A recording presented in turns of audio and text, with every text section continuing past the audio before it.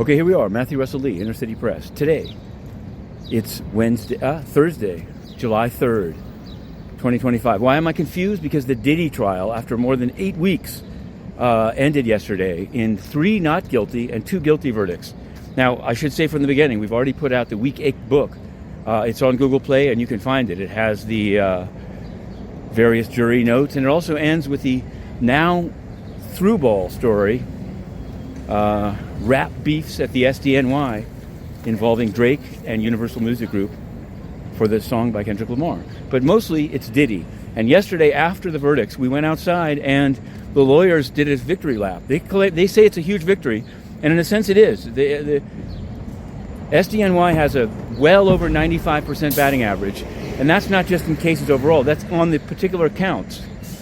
Now in this case, you could say they had a batting average of 400. Ted Williams like 2 out of 5, but the 2 that they are definitely the least serious, least jail time counts. And I asked Alexandra Shapiro, as she stood at the mic, whether they intend to appeal the Mann Act convictions. She smiled but didn't answer. Didn't answer anyone's question, so I'm not offended. Now let me turn so there's that. There's much more to be said. We also wrote about 2 civil cases against Combs. And people could interpret this as being a reaction. One of them was to the verdict. Judge Clark has a case by somebody named Anna Kane that she had stayed during the pendency of the criminal case, and she, to her credit, took action moments after the verdict to reinstate the case, to get it rolling again, and ask for a proposed case management plan of when the briefing and various motions are due. That's Anna Kane versus Sean Combs. Now, there's another case by a man, Joseph Rose. He sued, and it was assigned to Judge Furman. Furman gave him a deadline to justify subject matter jurisdiction, whether they have complete diversity. And he didn't meet the deadline, which was July 1st, and so Judge Furman dismissed the case without prejudice. It could be revived. We're going to continue to follow all of those cases. Now we can move beyond Combs, at least for now. Of course, overnight, the House of Representatives, there was a flipping of votes, and it looks like this quote, unquote, big beautiful bill will be passed, except that there's a magic minute, and Hakeem Jeffries has been speaking as of this broadcast for 7 hours, 8 hours.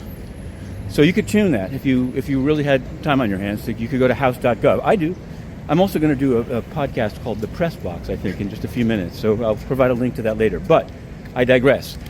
It's noon, and so we sent the United Nations a number of questions, including a scoop we have from staff at the UN mission in South Sudan, UNMISS, where the UN's special representative of the Secretary General, Antonio Guterres, a man named Hassan, who I know personally, having engaged with him he's a serious character.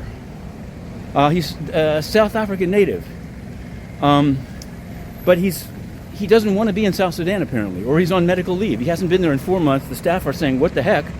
And meanwhile, sexual favors are being given out for jobs. Jobs are being given out for sexual favors. This is a constant in Antonio Guterres' UN. So we put in a very detailed question, and I feel bad because I know Hassan. But if the spokesman doesn't answer, all bets are off. The UN is corrupt. That's all I can tell you. And it will only improve if they have to answer questions publicly. And if they're allowed to throw out the press that asks the questions, then they're never going to improve. And they should decamp then. What else can we say? Do we have anything else? I think we do. Hakeem Jeffries. Oh, the IMF. We actually put in questions today and got an answer. I'll make the contrast. The UN doesn't allow Inner City Press in and won't answer written questions, including about its own staffers like Nicholas Hassan. However, the IMF today took Inner City Press's question on Kenya and answered it. You can find that. I wrote the story. So the question is, what's the difference?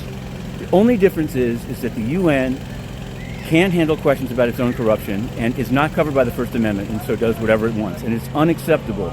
This is what Hakeem Jeffries and his defense of American citizens and tax dollars, UN must be held accountable. Okay, we're going in. Happy 4th of July.